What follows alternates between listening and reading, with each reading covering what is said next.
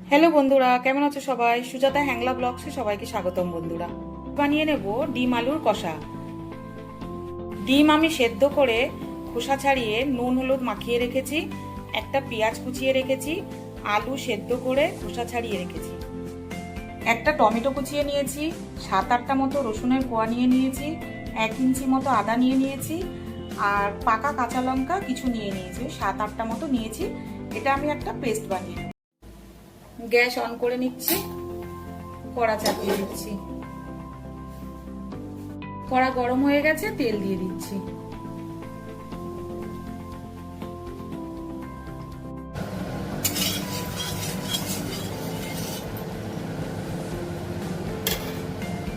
ডিমগুলো ভেজে নিচ্ছি।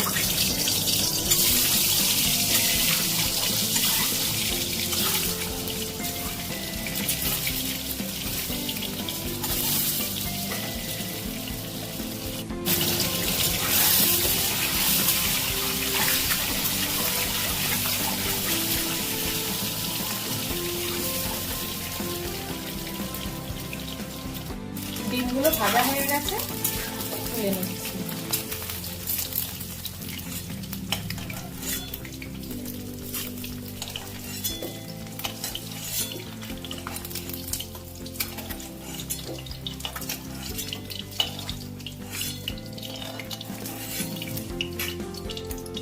ওই তেলের মধ্যেই জিরে ফোড়ন দিয়ে দিলাম, আর একটা তেজপাতা ফোড়ন দিয়ে দিলাম।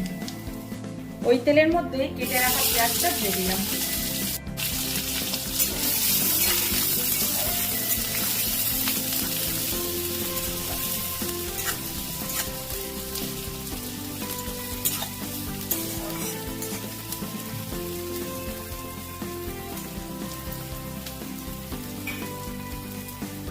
পেঁয়াজটা ভাজা ভাজা হয়ে গেছে, তার মধ্যে আমি টমেটো, কাঁচা লঙ্কা, আদা রসুনের পেস্টটা দিয়ে দিলাম।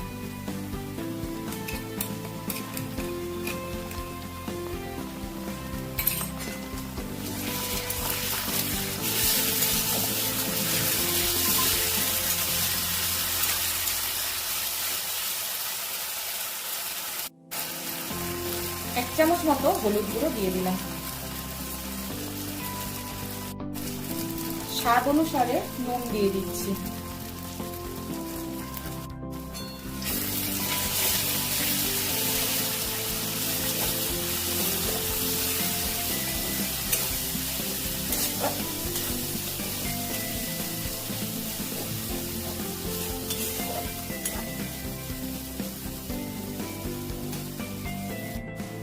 এক চামচ মতো কাশ্মীরি লঙ্কার গুঁড়ো দিয়ে দিচ্ছি। যেহেতু আমি কাঁচা লঙ্কা বেটে দিয়েছি, সেজন্য আমি আর ঝাল গুঁড়ো লঙ্কাটা দিলাম না, কাশ্মীরি গুঁড়ো লঙ্কাটাই দিলাম। মশলাটা ভালো করে কষার জন্য একটু জল দিয়ে দিচ্ছি।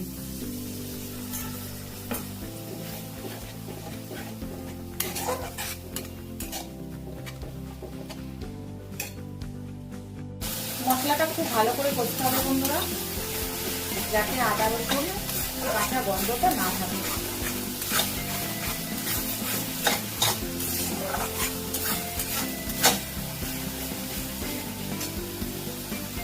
সেদ্ধ করে রাখা আলুগুলো দিয়ে দিলাম।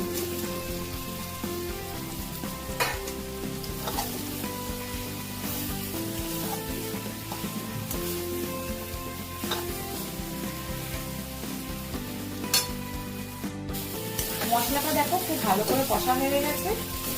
এবার আমি এর মধ্যে একটু গরম জল দিয়ে দেবো।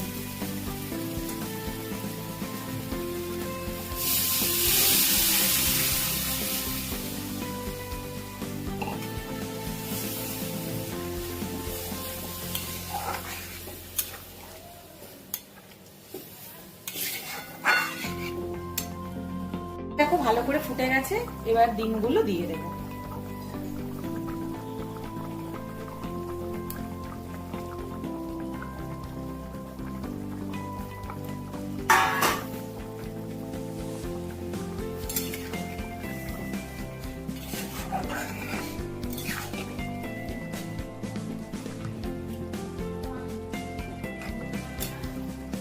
সামান্য একটু গরম মশলার গুঁড়ো দিয়ে দিচ্ছি।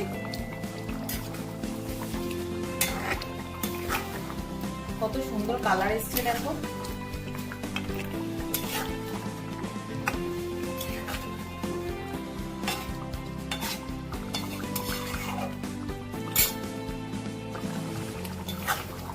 ডিম কষাটা আমার রেডি হয়ে গেছে বন্ধুরা। দেখো একটু এরকম ঝোল ঝোল রাখবো, তাতে ভাত দিয়ে খেতে সুবিধা হবে। গ্যাসটা আমি অফ করে দিচ্ছি। তাহলে দেখলে তো তোমরা বন্ধুরা, কত অল্প সময় ডিম কষাটা রেডি হয়ে গেল। আমি খুব সাধারণভাবে রান্না দেখাই বন্ধুরা, যাতে তোমরা সবাই বাড়িতে বানাতে পারো।